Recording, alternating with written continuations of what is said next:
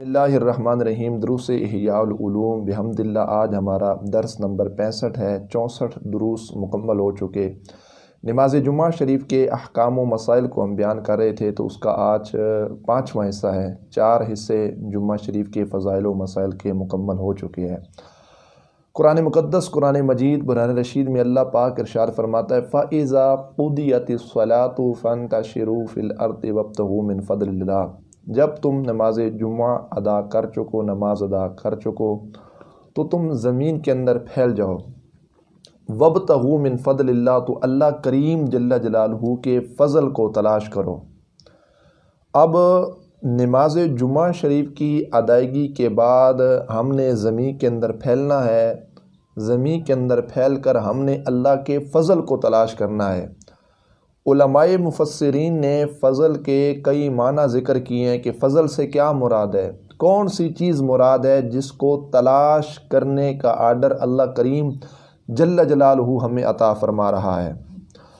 ایک مفسر نے یہ بات ذکر کی ہے کہ جب نماز جمعہ شریف ادا کر لو تو مسجد کے دروازے پہ کھڑے ہو کر یہ دعا کرو، اے اللہ میں نے تیرے حکم پر عمل کیا، تو نے جمعہ کا آرڈر دیا، حکم دیا، میں نے جمعہ پڑھا، تیرے فرض کو پڑھا، تیرے حکم کے مطابق میں زمین کے اندر پھیل گیا، اب تو اپنے فضل سے مجھے رزق عطا فرما، اور تو سب سے بہترین رزق عطا فرمانے والا ہے۔ مطلب اس کا معنی یہ ہے کہ جمعہ شریف کی ادائیگی کے بعد خالصتاً اپنے رزق کے لیے دعا کرنا، اور علماء مفسرین نے کہا کہ رزق حلال کے لیے دعا کرو، اللہ یقیناً دعا بھی قبول فرمائے گا، اور اس دعا کے توسل سے اللہ رزق کا سبب بھی جو ہے وہ پیدا فرمائے گا اور اس کے حلال عطا فرمائے گا۔ تو اس کا یہ مطلب ہے کہ جمعہ کے بعد رزق کی تلاش کرو، رزق کے اسباب تلاش کرو۔ حضرت حسن بصری اور حضرت سعید بن مسیب انہوں نے یہ کہا کہ اس سے مراد علم کو طلب کرنا ہے اور نفل نماز کو پڑھنا ہے۔ مطلب جمعہ شریف کی نماز کے ادا کرنے کے بعد اللہ کے جو فضل ہے نا، اللہ کے فضل سے مراد علم کی مجالس ہیں، علم کی محافل ہیں، کہ آپ علوم سیکھیں، دین کے احکام سیکھیں، دین کے علوم سیکھیں، یا ایسے مقامات جہاں پہ دین کے علوم کی محافل کا انعقاد ہوتا ہے ان محافل کے اندر شرکت کریں۔ تو اس سے یہ مراد ہے کہ آپ اللہ کے فضل کو تلاش کریں۔ تو فضل سے مراد کیا ہوگا؟ علم دین کا حصول ہوگا، علم دین کو حاصل کرنا مراد ہوگا۔ اب اس حوالے سے مزید دیکھا جائے تو نماز جمعہ شریف کے بعد مجلس علم میں شرکت کرنا یہ مستحب ہے۔ یہ تفسیری مظہری والوں نے بھی لکھا کہ علم کی مجالس میں جانا یہ مستحب عمل ہے، اور حجت الاسلام حضرت سیدنا امام غزالی رحمۃ اللہ تعالی علیہ آپ ارشاد فرماتے ہیں کہ حضرت سیدنا انس رضی اللہ تعالی عنہ کا فرمان عالی شان کہ اس آیت میں فقط خرید و فروخت اور کسب دنیا مراد نہیں، کہ جمعہ کی نماز کے ادا کرنے کے بعد اللہ کے فضل سے کسب دنیا اور اللہ کے فضل سے رزق اور خرید و فروخت جو ہے وہ مراد نہیں ہے، بلکہ طلب علم ہے کہ علم کو کیا کرو؟ طلب کرو، دنیا کو طلب نہ کرو۔ حضرت انس کہتے ہیں فضل سے مراد ہے علم کا طلب کرنا۔ یہ امام غزالی نے قول نقل کیا ہے کہ جمعہ کی نماز کے ادا کرنے کے بعد علم کی محافل و مجالس کو تلاش کیا جائے۔ بھائیوں کی زیارت اس سے مراد ہے کہ بھائیوں کی زیارت کی جائے، یہ بھی اللہ کا ایک فضل ہے۔ بیماروں کی عیادت کی جائے، بیمار پرسی ان کی جائے، یہ بھی اللہ کا ایک فضل ہے۔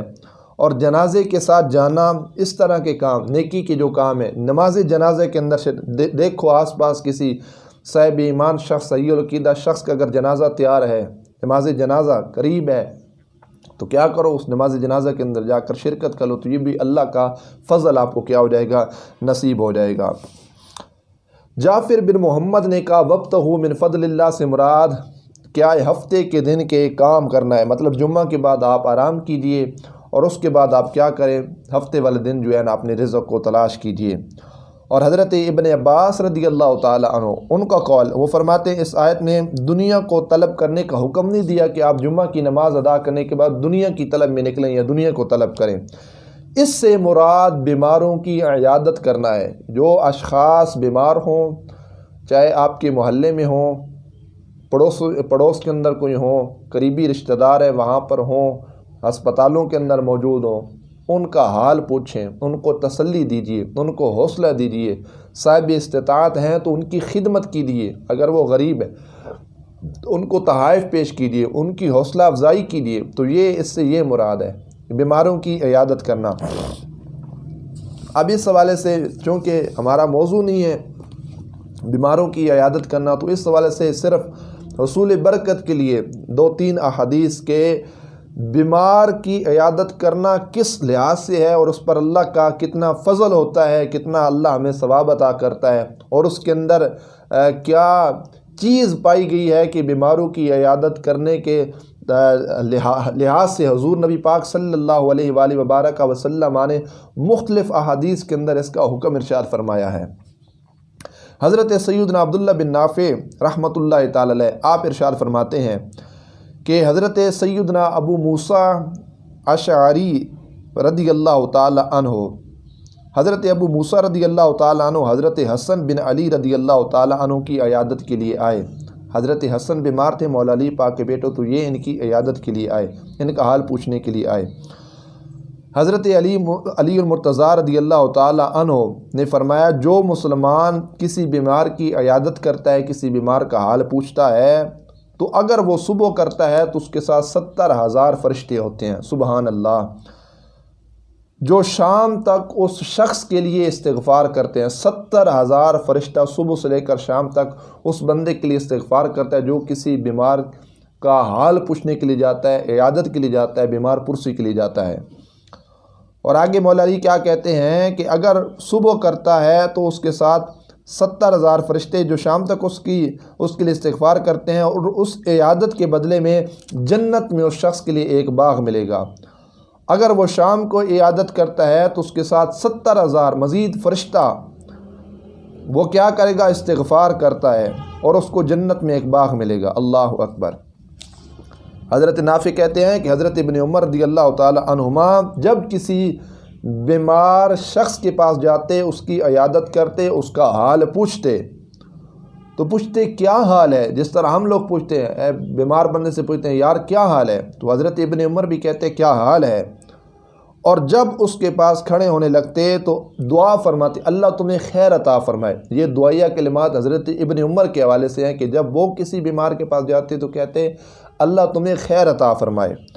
اور حضرت سیدنا ابن عباس رضی اللہ تعالی عنہ جنہوں نے یہ قول نقل کیا کہ اللہ کے فضل سے مراد بیماروں کی عیادت کرنا ہے، بیماروں کا حال پوچھنا ہے، وہ ارشاد فرماتے ہیں کہ حضور نبی رحمت عالم صلی اللہ علیہ وآلہ وبارک وسلم جب کسی بیمار کے پاس تشریف لے جاتے، بیمار کا حال سرکار پوچھتے، بیمار پرسی کرتے، عیادت کرتے، تو حضور نبی پاک علیہ الصلوۃ والسلام اس کے سرہانے بیٹھ جاتے۔ یہ حضور کی سنت، حضور کا طریقہ، حضور اس کے سرانے بیٹھ جاتے، اور سرکار فرماتے ہیں اگر اللہ، سرکار دعا کرتے میں اللہ سے سوال کرتا ہوں کہ اللہ تجھے شفا عطا فرمائے۔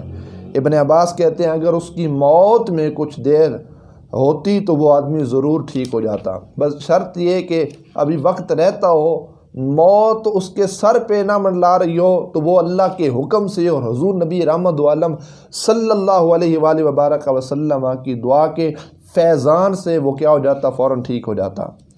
اور مولا علی المرتضیٰ شیر خدا رضی اللہ تعالی عنہ آپ کیا ارشاد فرماتے ہیں کہ حضور نبی کریم صلی اللہ علیہ وآلہ وبارک وسلم جب کسی بیمار کی عیادت فرماتے تو اپنا دایاں ہاتھ مبارک اس کے دائیں رخسار پر رکھتے اور سرکار دعا فرماتے۔ اور آخری روایت حضرت انس کے حوالے سے ہے، بلکہ 2 روایتیں، ایک حضرت اماں عائشہ پاک صدیقہ طیبہ طاہرہ رضی اللہ تعالی عنہا کے حوالے سے ہیں، وہ فرماتی ہیں کہ جب نبی پاک صلی اللہ علیہ وآلہ وبارک وسلم کسی بیمار کے پاس تشریف لے کے جاتے تو حضور نبی پاک علیہ الصلوۃ والسلام اپنا ہاتھ مبارک اس بیمار آدمی کے اس جسم کے اس حصہ پر رکھتے جہاں پر اس کو تکلیف ہوتی، اور سرکار فرماتے بسم اللہ لا بأسا، اللہ کا نام ہے، کوئی عرض نہیں ہے، کوئی تنگی نہیں ہے، کوئی تکلیف نہیں، انشاءاللہ اللہ پاک کرم کرے گا، اس کو شفا نصیب ہوگی۔ اور حضرت سلمان رضی اللہ تعالیٰ عنہ فرماتے ہیں ایک مرتبہ حضور نبی پاک صلی اللہ علیہ وآلہ وبارک وسلم میری عیادت کے لیے تشریف لائے۔ جب آپ باہر جانے لگے تو فرمایا اے سلیمان اللہ کریم جل جلالہ تمہاری بیماری دور کر دے، اللہ کیا کرے تمہاری بیماری دور کر دے اور تمہارے گناہوں کو معاف فرمائے۔ یہ حضور نبی پاک صلی اللہ علیہ وآلہ وبارک وسلم کا طرق تھا، سرکار کا طریقہ تھا کہ حضور نبی رحمت عالم علیہ السلام جب کسی بیمار کے پاس جاتے تو دعائے کلمات دیتے، دعائے خیر سے نوازتے۔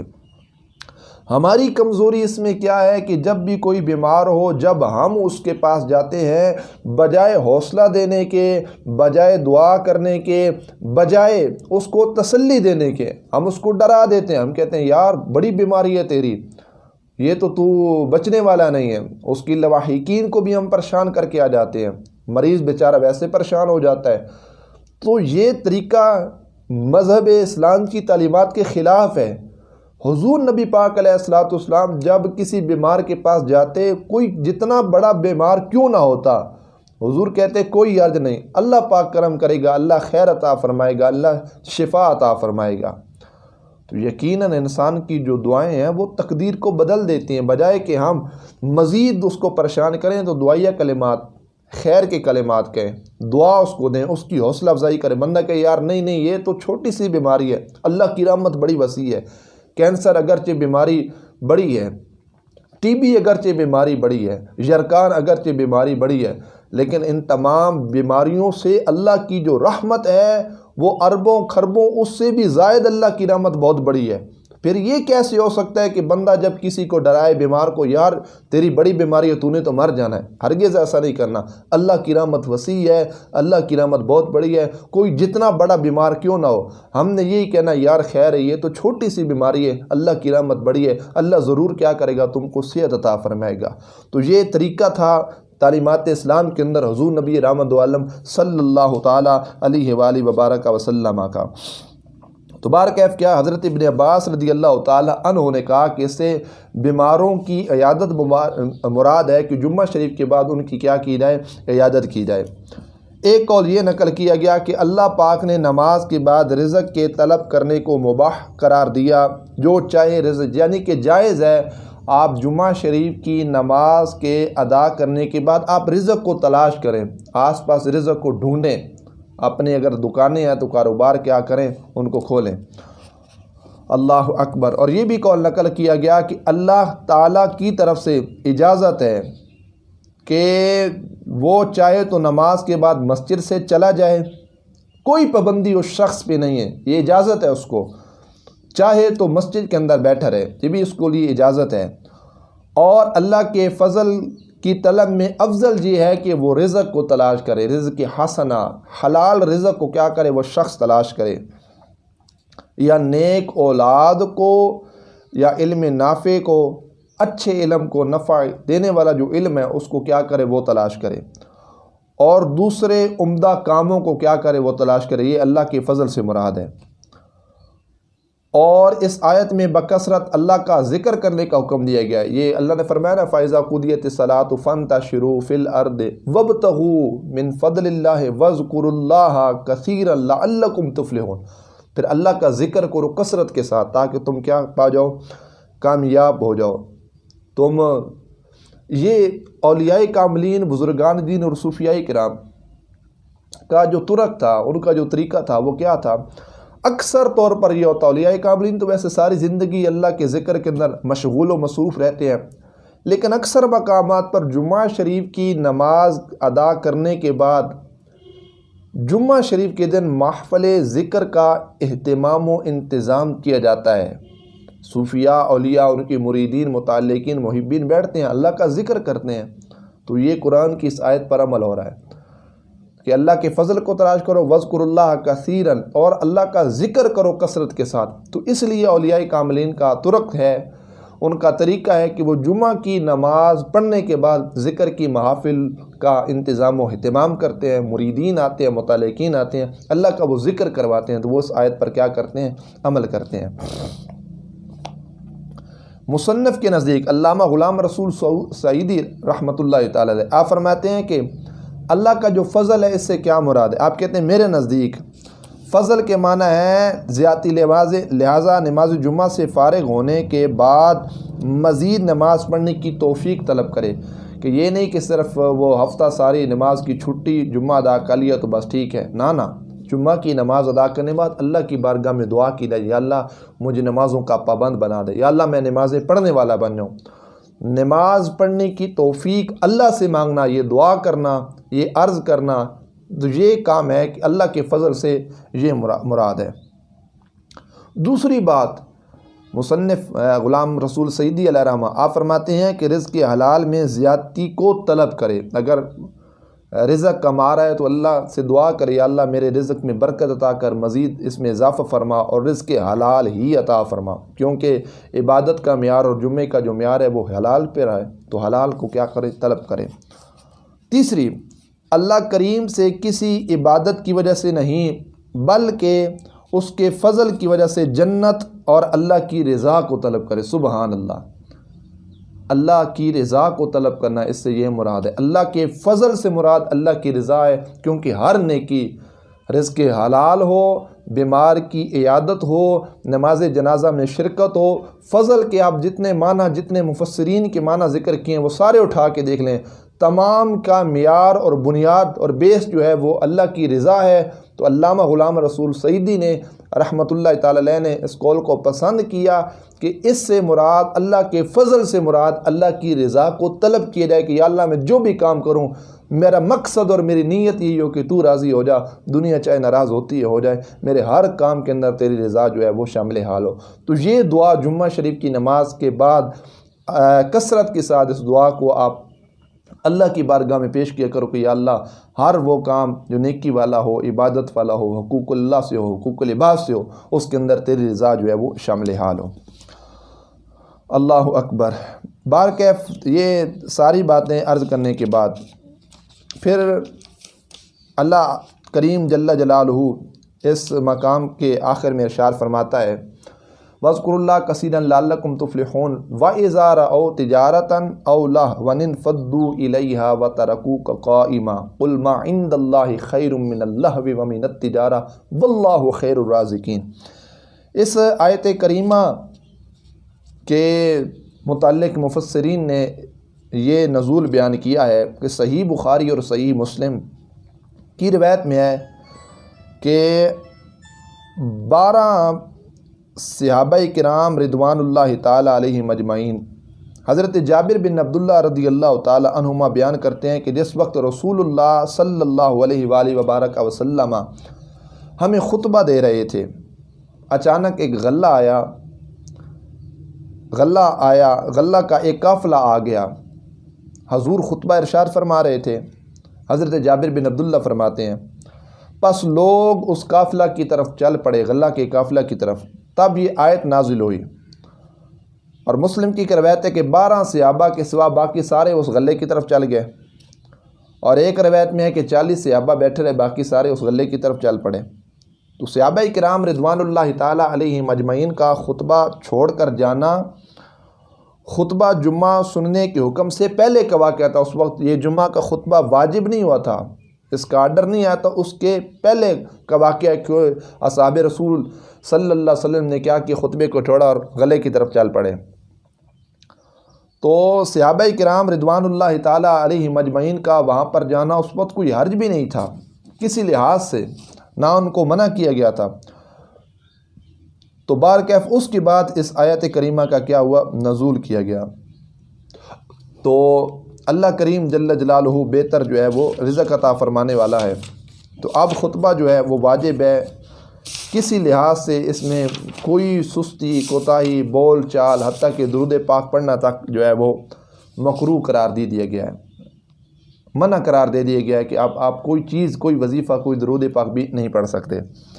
قرآن کہتے ہیں نا، وَإِذَا رَأَوْا تِجَارَةً أَوْ لَهْوًا انفَضُّوا إِلَيْهَا وَتَرَكُوكَ قَائِمًا، جب انہوں نے کوئی تجارتی قافلہ دیکھا تو کیا ہوا، یا آواز سنی طبل کی تو اس کی طرف بھاگ گئے، وَتَرَكُوكَ قَائِمًا، اور آپ کو خطبہ میں کھڑا چھوڑ دیا۔ حضور نبی پاک علیہ السلام خطبہ دے رہے تو انہوں نے چھوڑ دیا۔ اللہ فرماتا قُلْ مَا عِندَ اللَّهِ خَيْرٌ مِّنَ اللَّهْوِ وَمِنَ التِّجَارَةِ، آپ محبوب فرمائیے کہ جو اللہ کے پاس اجر ہے نا خطبہ سننے کا، وہ بہتر ہے اس تجارت سے، اس تماشے سے، اور اللہ کیا ہے بہترین رزق عطا فرمانے والا ہے۔ خطبہ جو ہے اب یہ واجب ہے، تو کسی لحاظ سے اس میں کوئی کمی نہیں ہونی چاہیے۔ تو اللہ کریم جل جلالہ عمل کی توفیق عطا فرمائے۔ وآخر دعوانا الحمدللہ رب العالمین۔